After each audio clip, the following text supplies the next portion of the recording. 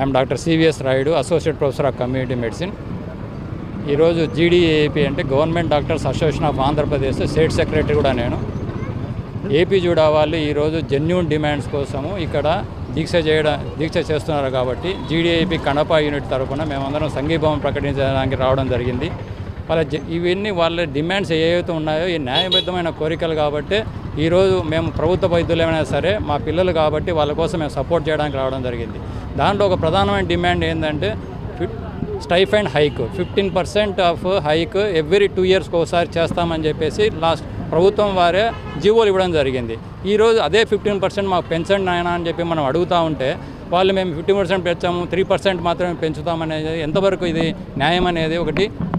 రెండో పాయింట్ వచ్చి ఏదైతే ఎంఎస్సి పిహెచ్డి వాళ్ళు దేర్ ఆర్ నాన్ డాక్టర్స్, వాళ్ళకి ఎప్పుడో ప్రీవియస్గా ఎప్పుడైతే అనాటమీ కానీ ఫిజియాలజీ కానీ మైక్రోబయాలజీ కానీ డాక్టర్స్ లేనప్పుడు ఎంఎస్సి పిహెచ్డి వాళ్ళని తీసుకోవడం జరుగుతుంది. ఇప్పుడు ప్రతి ఒక్క పోస్ట్ గ్రాడ్యుయేట్ వాళ్ళు చాలామంది డాక్టర్స్ అందుబాటులో ఉన్నా కూడా ఇంకా ఎంఎస్సి పిహెచ్డి డాక్టర్స్ని ఇక్కడ మెడికల్ కాలేజ్ తీసుకురావడం అనేది ఎంతవరకు సబబు అనేది నేను మీ ద్వారా అడగడం జరుగుతుంది. ఈ విధంగా మీరు ఎంఎస్సి పిహెచ్డి వాళ్ళని మెడికల్ కాలేజీలో తీసుకుంటా ఉంటే ఇక్కడ నిరుద్యోగం డాక్టర్స్ పెరగదా? ఎంతవరకు ఇంతమంది పీజీలు ఇంతవరకు చేసి ఇంకా నిరుద్యోగంగా ఎంతమంది ఉండాలి? ఈ విధంగా మీరు ఎంఎస్సి పిహెచ్డి వాళ్ళు తీసుకుంటా ఉంటే ఇదొకటి. మూడో పాయింట్ వచ్చి enhancement of age super retirement age 63 ఏళ్ళ వరకు మాకు డాక్టర్స్ ఇవ్వడం జరుగుతుంది ఫ్యాకల్టీకి. ఎందుకు మీరు 65 ఏళ్ళ నుంచి 70 ఏళ్ళకి పెంచాల్సిన అవసరం ఏముంది? మేము ప్రభుత్వ వైద్యులమే, మాకు వద్దయ్యా, మాకు 63 ఏళ్ళు చాలు, మాకు 65-70 ఏళ్ళు అవసరం లేదంటే గవర్నమెంట్ వాళ్ళు ఎందుకు ఫోర్స్ఫుల్గా మీరు 65 నుంచి 70 వరకు చేయాలని మీరు ఎందుకు అనుకుంటారో నాకు అర్థం కావడంలా. మీరు 65 నుంచి 75 ఏళ్ళకి పెంచితే ఇప్పుడు ఉండే డాక్టర్లు చేయడం వల్ల నిరుద్యోగం పెరగదా? వాళ్ళు ఎప్పుడు గవర్నమెంట్ జాబ్లోకి రావాలి? ఎప్పుడు మనం ఉండే డాక్టర్లే ఇంకా మనం జాబ్స్ చేసుకుంటా మన శాలరీస్ తీసుకుంటా ఉంటే ఇప్పుడు ఉండే డాక్టర్లు ఏమైపోవాలని చెప్పేసి మీ మీడియా ద్వారా నేను అడుగుతున్నాను. ఈ న్యాయబద్ధమైన కోరికలు త్వరగా ప్రభుత్వం గుర్తించి వీళ్ళని త్వరితగతిన వీళ్ళను ఈ దీక్ష నుంచి విరమించేదిగా కోరుతున్నాము. ఈ government doctors association of Andhra Pradesh అనేది ఏపీ జూడాకి సపోర్ట్గా ఉంటుంది. వాళ్ళ కోరికలు తీరేంత వరకు మేము కూడా అవసరమైతే నల్ల బ్యాడ్జీలు ధరించి వాళ్ళకి మేము సపోర్ట్ చేస్తామని ఈ విధంగా మీ ద్వారా మేము తెలియజేసుకుంటున్నాం. Thank you very much. JUDA general secretary. మేమైతే స్ట్రైక్ అయితే ఇప్పటికీ 4 రోజులుగా సాగిస్తున్నాం అన్నమాట. మొదటి రోజు ఫేజ్ 0 నల్ల బ్యాచ్లు పెట్టుకుని యథావిధిగా డ్యూటీలకు అయితే వెళ్ళడం జరిగింది. రెండో రోజు ఫేజ్ 1 రోజు కేవలం నాన్ ఎమర్జెన్సీ ఓపీడీస్ అనేవి స్టాప్ చేసి 9 to 1 వరకే స్టాప్ చేయడం అనేది జరిగింది. నిన్నటి నుంచి మేము 9 to 4 అనేది కేవలం సాధారణ సర్వీసెస్ ఒక్కటి మాత్రమే ఆపాము. ఎమర్జెన్సీ సర్వీసెస్ అన్నీ కూడా అలాగే కొనసాగుతున్నాయి. మీరు ఇప్పుడు వెళ్ళి చూసినా కానీ ఎమర్జెన్సీ సర్వీసెస్ అన్నీ కూడా జరుగుతూనే ఉన్నాయన్నమాట. మేము మా ముఖ్యంగా 3 డిమాండ్లు అనేవి ఉన్నాయన్నమాట గవర్నమెంట్కి. ఫస్ట్ డిమాండ్ స్టైఫండ్ హైక్ అనేది మేము 30% అనేది అడగడం అయితే జరిగింది. కానీ మాకు కేవలం వాళ్ళు 3% మాత్రమే ఇస్తాము అని అంటున్నారు. ఇది ఏమాత్రం న్యాయంగా అనిపించట్లేదు మాకు. రెండో డిమాండ్ 65 ఏజ్కి పెంచుతామంటున్నారు రిటైర్మెంట్. దానివల్ల మా స్టూడెంట్స్ అనేవాళ్ళు చాలా అన్ఎంప్లాయ్మెంట్ అనేది ఫేస్ చేయాల్సి వస్తుంది. ఇంకా మూడో demand para and pre clinical subjects అంటే మైక్రోబయాలజీ, అనాటమీ, బయోకెమిస్ట్రీ వీటిలో అంతా కూడా ఎంఎస్సి పిహెచ్డి క్యాండిడేట్స్ని తీసుకోవడం వల్ల సేమ్ లైక్ డాక్టర్ డిగ్రీ ఎలా అయితే ఎండి చేసిన వాళ్ళతో సేమ్ తీసుకోవడం వల్ల ఏమవుతుందంటే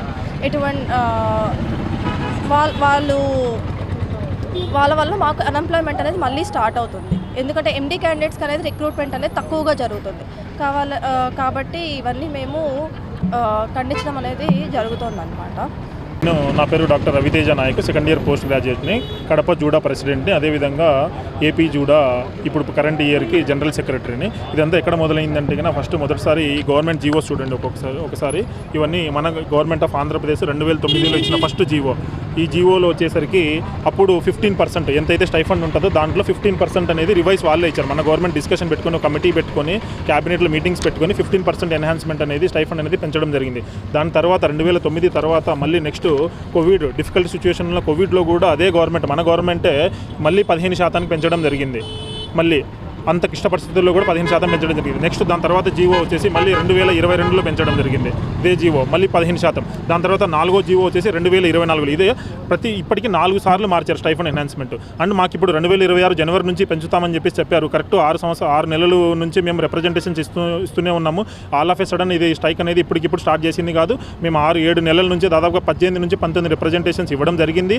దాని తర్వాత గవర్నమెంట్ వాళ్ళు పెంచుతామని మాకు ఏమీ హామీ ఇవ్వలేదు. కాబట్టి ఒక ప్రోటోకాల్ ప్రకారంగా మేము 20 డేస్ నుంచి ఒక స్ట్రైక్ నోటీస్ ఇచ్చి చిన్నగా ఫేజ్ 0, ఫేజ్ 1, ఫేజ్ 2, ఫేజ్ 3 ఇట్లాగా స్ట్రైక్ అనేది మేము ప్లాన్ చేసుకుంటూ ఉన్నాము. ఇప్పుడు కూడా మేము అడిగింది ఏంటంటే ఇప్పుడున్న ఇన్ఫ్లేషన్ రేట్ని బట్టించి, ఇప్పుడున్న ఖర్చులు బట్టించి, ఇప్పుడున్న ఎక్స్పెన్సెస్ని బట్టించి 30% అనేది మేము గవర్నమెంట్ ముందర ప్రపోజల్ పెట్టడం జరిగింది. అండ్ 30% ఒకటే ఫిక్స్ కాదు. అప్పుడు గవర్నమెంట్ మాకు 3% ఇస్తాము అనడం అనేది ఓన్లీ ఒక గవర్నమెంట్ తమిళనాడును ఒకటే కన్సిడర్ చేస్తూ అక్కడ తమిళనాడులో ఎవ్రీ ఇయర్ 3% హైక్ ఇస్తున్నారు యాన్యువల్ ఇంక్రిమెంట్. దాన్ని కన్సిడర్ చేసి మన దగ్గర కూడా ఇంప్లిమెంట్ చేస్తామంటున్నారు. కానీ తమిళనాడుని తీసుకోవడం అనేది ఎట్టి పరిస్థితుల్లో కుదరదు. ఎందుకంటే తమిళనాడులో service quota candidates, service quota PG డాక్టర్లు 60 మంది ఉన్నారు. 60% మెంబర్స్ తమిళనాడులో ఉన్నారు. అండ్ మన దగ్గర ఓన్లీ 15% ఉన్నారు. 60% మంది తమిళనాడు వాళ్ళకి 1,10,000 నుంచి 1,20,000 వరకు శాలరీస్ అనేవి వస్తున్నాయి. ఓన్లీ 40% మాత్రమే ఇక్కడ నాన్ సర్వీస్ ఉన్నారు. దాన్ని యావరేజ్ చేసినా కానీ అది మనకన్నా మన ఆంధ్రప్రదేశ్ వాళ్ళ డాక్టర్ల కన్నా ఎక్కువనే వస్తుంది. 75,000 నుంచి 80,000 పైనే వస్తుంది. సో ఆ పాయింట్ మీద తమిళనాడుని కన్సిడర్ చేయడం ఎట్టి పరిస్థితుల్లో కుదరదు. అండ్ IARF వాళ్ళు ఆర్గనైజేషన్ వాళ్ళు ఇచ్చింది ఏంటి అంటే ఆంధ్రప్రదేశ్లో హోల్ భారతదేశంలో 100 మంది మెడికల్ కాలేజీలు తీసుకుంటే తమిళనాడుది ఓన్లీ 4 మాత్రమే ఉన్నాయి. ఆంధ్రప్రదేశ్ది IARF మీరు గూగుల్ చేసినా కానీ వస్తుంది. IARF ఇచ్చిందంటే 6 మెడికల్ కాలేజీలు ఆంధ్రప్రదేశ్ నుంచి ఉన్నాయి సర్వీసెస్, టాప్ కాలేజెస్. అదేవిధంగా మాది స్టైఫండ్ గురించి ఒకటే కాదు, ఈ డిమాండ్స్ అన్నీ కూడా రెండో డిమాండ్ వచ్చేసి ఏజ్ ఎన్హాన్స్మెంట్ 62, 63 నుంచి ఎంత అయినా సరే అది 65 కావచ్చు, 70 కావచ్చు. ఇప్పటి వరకు గవర్నమెంట్ ఇంక్రీజ్ చేద్దామని ఆలోచనలో ఉంది. ఆలోచనలు ఏమన్నా ఉంటే అవన్నీ చేయకూడదు. ఎందుకంటే ఇది హోల్ మెడికల్ సిస్టమ్కి ఎవరికి కూడా ఇష్టం లేదు. ఎందుకంటే 60 సంవత్సరాలు చేస్తే నెక్స్ట్ వచ్చే యంగర్ జనరేషన్స్ ప్రమోషన్స్ అన్నీ కూడా ఒకటి లింకప్ అయి ఉంటాయి. ఇప్పుడు మేము 9,500 మంది పీజీ స్టూడెంట్స్, జూనియర్ డాక్టర్లు ఆల్ ఓవర్ ఆంధ్రప్రదేశ్లో ఉన్నాము. ఆల్ ఆఫ్ ఏ సడన్ మీరు ఏజ్ ఇంక్రిమెంట్ చేయడం వల్ల ఆ 2-3 సంవత్సరాలు 5 సంవత్సరాలు ఏజ్ ఇంక్రిమెంట్ చేయడం వల్ల మాకు అనేది ఆ అన్ఎంప్లాయ్మెంట్ అనేది త్రూఅవుట్గా అట్లనే ఉంటుంది. ఇంత 28 సంవత్సరాలు 30 సంవత్సరాలు మేము ఇంత కష్టపడి చదివి ఇంకొక 3-4 సంవత్సరాలు 40 సంవత్సరాల వరకు వెయిట్ చేయడం అనేది కుదరదు. కాబట్టి నెక్స్ట్ మూడోది వచ్చేసి నాన్ మెడికల్ ఫ్యాకల్టీ.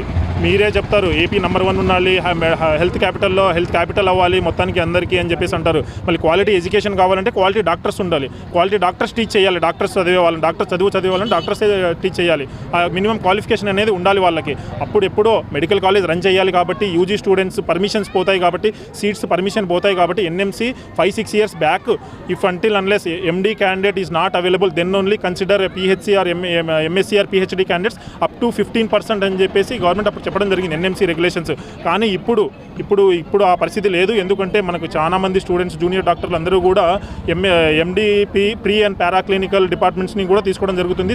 సర్ప్లస్లోనే ఉన్నాం. ఇప్పుడు ఉన్న వాళ్ళకే మనం జాబ్లు ఇవ్వలేని పరిస్థితుల్లో ఉంటే మీరు ఇంకా పాత నామ్స్ని తీసుకొని 15%, 30% అని చేస్తున్నారు. అండ్ మన ఆంధ్రప్రదేశ్లో మేము ఇది అన్ని రూల్స్ తెలుసుకొని అన్ని డీప్ ఇన్వెస్టిగేషన్ చేస్తున్నాము. ఆంధ్రప్రదేశ్లో ఇప్పటికీ 28.7% of MSc PhD candidates still జాబ్లో ఉన్నారు. వాళ్ళందరినీ కూడా మీకు ప్రీ అండ్ పారా మెడికల్ ఏమైనా ఈ టెక్నీషియన్స్ కానీ నర్సింగ్ స్టాఫ్ వాళ్ళకి అక్కడికి ఏమైనా డెప్యూట్ చేయగలిగితే కన్నా ఇక్కడ మన MD క్యాండిడేట్స్ అందరికీ కూడా జాబ్ ఆపర్చునిటీస్ అనేవి ఇంకా ఎక్కువ పెరుగుతాయి అనమాట. వీటితో పాటు basic facilities and hospitals and colleges గురించి కూడా మా డిమాండ్స్ అనమాట. చాలా కాలేజెస్లో ఇప్పటికీ ప్రాపర్ ఫ్యాకల్టీస్ లేవు, ప్రాపర్ ఇన్ఫ్రాస్ట్రక్చర్ లేదు, ప్రాపర్ ఫెసిలిటీస్, బేసిక్ ఫెసిలిటీస్ కూడా చాలా మెడికల్ కాలేజ్ అండ్ హాస్పిటల్స్లో లేవు. ఇవన్నీ కూడా ఇప్పటివరకు మాకు జరిగిన చర్చలన్నీ కూడా DME అండ్ హెల్త్ సెక్రటరీతోనే జరిగాయి. మా చర్చలు త్వరగా గవర్నమెంట్ దీన్ని తొందరగా తీసుకొని రెజల్యూషన్ తొందరగా ఇవాళ health minister, cabinet ministers, finance minister, deputy CM Lokesh గారు అండ్ అదేవిధంగా చీఫ్ మినిస్టర్ గారు వీళ్ళందరూ కూడా మమ్మల్ని తొందరగా మీటింగ్ పిలిచి చర్చలు జరిపి అందరికీ తొందరగా మమ్మల్ని డ్యూటీకి పంపుతారని చెప్పేసి ఆశిస్తూ ఉన్నాం.